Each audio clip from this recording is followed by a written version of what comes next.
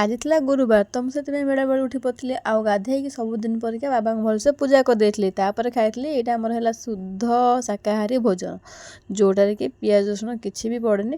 ତ ମୁଁ ଏଇଟାକୁ ଖାଇସାରିଲା ପରେ ମୁଁ ଗେଲିକି ସକାଳୁ ଖାଇବାକୁ ଦିଆଯାଇଛି, ହେଲେ ମୁଁ ଆଜି ଟିକେ କାମ ବ୍ୟସ୍ତ ଥିଲି, ସେ ବିଲକୁଲ ବି ଖାଇବା ଖାଇନି। ଏପଟେ ଆମର ବାପା ପୁରା ଆଜି ଫୁଲ୍ କାମରେ ଲାଗି ପଡ଼ିଛନ୍ତି। ଆଉ ମୁଁ ଏଇଖିନା ଏ ଗୁଡ଼ ସବୁ ଯାକକୁ ମାନେ ଗୋଟେ ବଡ଼ ଜାଗାରେ ବାହାର କରିବି, କାହିଁକିନା ଆମର ଆଜି ଦେଇଙ୍କ ଘରକୁ ପଞ୍ଚୁଆତି ଯେଉଁ ଯିବ କାଲି, ସେଥିପାଇଁ ସବୁ ପ୍ରସ୍ତୁତି ହେବ। ସେଥିପାଇଁ ଏ ଡବା ଗୁଡ଼କୁ ସବୁ ଯାକ ମୁଁ ଗୋଟେ ଜାଗାକୁ ବାହାର କରିଦେଲି। ତାପରେ ଆମର ପଳେଇ ଆସିଥିଲେ ଏଠି ମାନେ ଯିଏ ମାନେ ଗୁଡ଼ିଆ ଘର ଯିଏ ମାନେ କାମ ଯିଏ କରନ୍ତି ସିଏ ପଳେଇ ଆସିଥିଲେ। ତ ସିଏ ଭଲ ଭାବରେ ତାଙ୍କର ଏଠି ଗୁଡ଼ ପାଗ କରୁଛନ୍ତି। ଆଉ ତା ଯାହା କିଛି ପକାଇବେ ତାକୁ ସବୁ ଫାଷ୍ଟ ଭଜାଭଜି କରିଥିଲେ।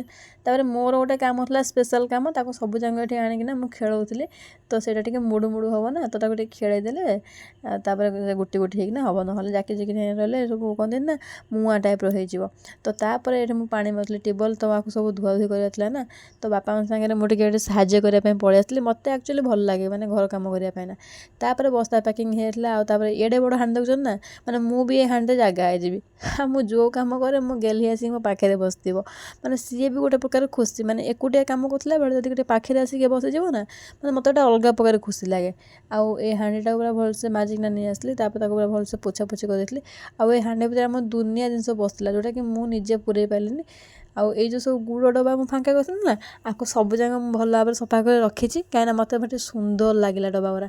ଦେଖୁନାହାନ୍ତି ପୁରା କେତେ ସାଇଜ୍ରେ ମୁଁ ତାକୁ ଓଗାରିକି ରଖିଛି। ପାଣି ନିଗିଡ଼ି ଗଲା ପରେ ଆ ଦେହରେ ଭାବିଛି କ'ଣ ରଖିବି ଚିନ୍ତା କରିପାରୁନି, ଭାବିଛି ମୁର୍ଜ ପୁରେଇ ଦେବି, ବହୁତ ଭଲ ହେବ ନା।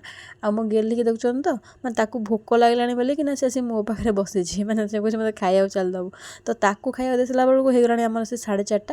ଏପଟେ ବାପା ଆମର ଯାଇଥିଲେ ହାଟ କରିବା ପାଇଁ ନା, ଏସବୁ ପରିବାପତ୍ର ଆସିଛି ମାନେ ମୋ ଦେଇ ଘରକୁ ଯିବ ସେଥିପାଇଁକିନା। ତ ମୁଁ ପ୍ରଥମେ ପୁରା ଗଲି ବଳବାନ ଭଳିଆ ଗୋଟେ ବଡ଼ ମାନେ ପଥରକୁ ଟେକି ଆଣିଲି।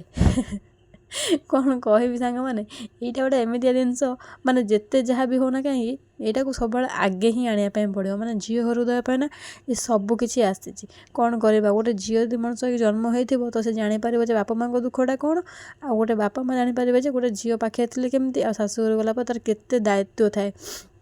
ତ ତା ପାଇଁ ସବୁ କିଛି ଆସିଛି ଏଠି ପରିବାପତ୍ର। ତାକୁ ସବୁ ବାହାର କରିକି ମୁଁ ଏଠି ଖେଳେଇ ଦେଉଛି, କାହିଁକିନା ଯେହେତୁ କାଲି ଯେହେତୁ ଯିବ, ତ ସେ ତ ଏତେ ସମୟ ରହିପାରିବନି ନା। ଯଦି ଗୋଟେ ଜାଗାରେ ରଖା ହେଇଥିବ ସେମିତି ବ୍ୟାଗ୍ରେ ପଶିକି, ତ ସେ ତ ନଷ୍ଟ ହୋଇଯିବ। ସେଥିପାଇଁ ମୁଁ ତାକୁ ଭଲ ଭାବରେ ସବୁ ଏଠି ଖେଳେଇ ଦେଇଛି। ଆଉ ଆମର ତ ଏଇଭଳିଆ ସବୁ ପରିବା ଆସିଛି। ଆଉ ଆଗକୁ ଯେହେତୁ ଜୁତିଆ ବି ଅଛି ନା, ସେଥିପାଇଁକିନା ଆମର ଏକା ବେଳକରେ ଜୁତିଆ ଆଉ ମାନେ ଆମର ପଞ୍ଚୁଆତିରେ ସବୁ ଯାଏ ପରିବାପତ୍ର ନିୟମ ଅଛି। ତ ସେଥିପାଇଁ ଏକା ବେଳକରେ ବାପା ଆମର କିଣିକିନା ନେଇ ଆସିଥିଲେ। ତାକୁ ସବୁ ମୁଁ ଏଠି ଖେଳେଇ ଦେଇଛି। ଭିଡ଼ିଓ ଭଲ ଲାଗିଲେ ଭିଡ଼ିଓକୁ ଲାଇକ୍ କରିବେ, ଆମ ଚ୍ୟାନେଲକୁ ସବସ୍କ୍ରାଇବ୍ କରିଦେବେ। Thanks for watching.